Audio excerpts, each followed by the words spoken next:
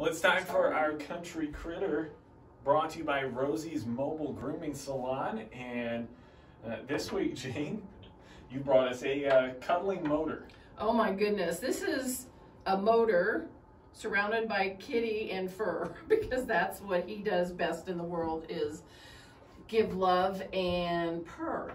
But this is Ross, and Ross, as you can see, is an awesome kitty. He's probably around 12, maybe 14 weeks, but so he's still a youngster.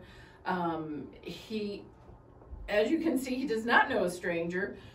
If you could have seen before when all the other people were in here, he definitely loves everybody and gets along great with other cats, probably with dogs, as long as the dogs aren't, you know, kitties are hors d'oeuvres type dogs. He's already neutered. He's current on all his vaccinations. He is FIV and FELUC negative. I mean, this little man is ready to bring you much joy in your life. And he's at that age that's really perfect. I found, because I've had several kittens, this is about the age where if you start calling them by their name regularly, they'll start to respond.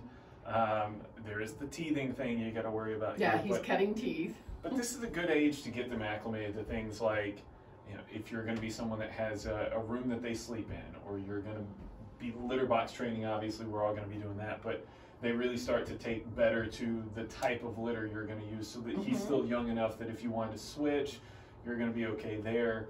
Food, it's a great time to set them up on food. This is just a really good age to home a cat. Right, exactly.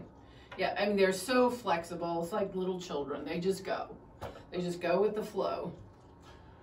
They also go where the purr leads them. Yes. Now, it is, we talked about this last week, it's getting down to that time of year, you know, we've got the holidays coming up, and people are starting to think, oh, dog, cat for Christmas.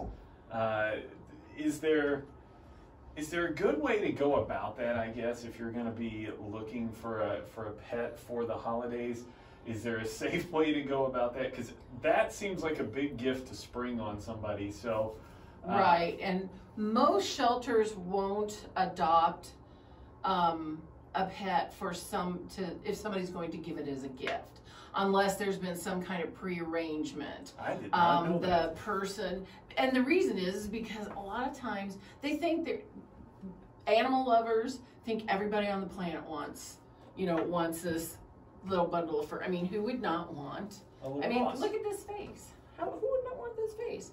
But not everybody is set up to take care of a pet. You know, sometimes, even if it's a relative, it may be somebody who doesn't feel like they can afford financially the responsibility to do it right, which is a legitimate concern.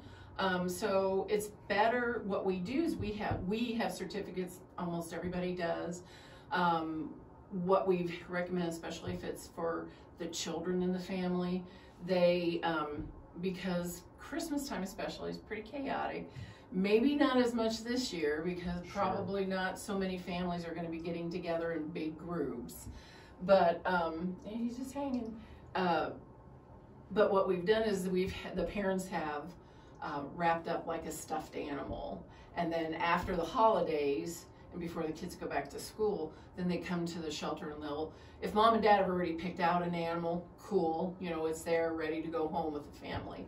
If they haven't and they want to pick it out as a family, then that's kind of a big deal to the kids. So there's all kinds of ways to work it out, so it's really good for the family and good for the pet, both, and for any neighbors.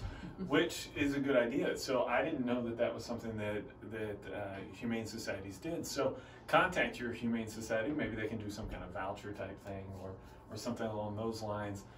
Because it's a big commitment, and we see it every year. We see it more so at Easter. Come here, you. I think you want you. We see it more at Easter, you know, especially bunnies and bunnies ducks. And chicks, yeah. That kind of thing. But it happens at Christmas as well. Dogs and cats get given as gifts, and they wind up back in the shelter in just a few months. So that's a great option if you're looking at gifting something like that, or a family gift for the kiddos.